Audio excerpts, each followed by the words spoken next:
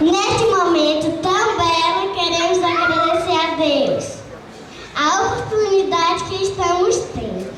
Vencemos a primeira barreira. Estamos alfabetizados.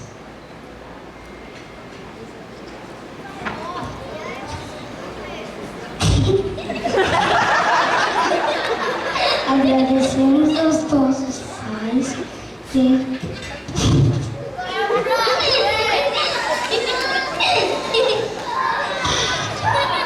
Agradecemos aos nossos pais que nos deram a oportunidade de nascer, crescer e nos desenvolver com educação, equilíbrio e felicidade.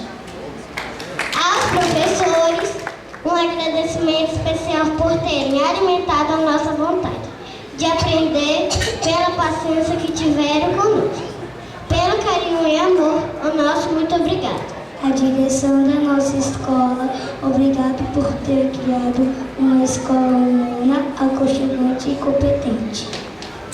Aos demais funcionários, o nosso abraço de agradecimento por fazerem parte desta grande família. Agradecemos a todos que aqui estão abrilhantando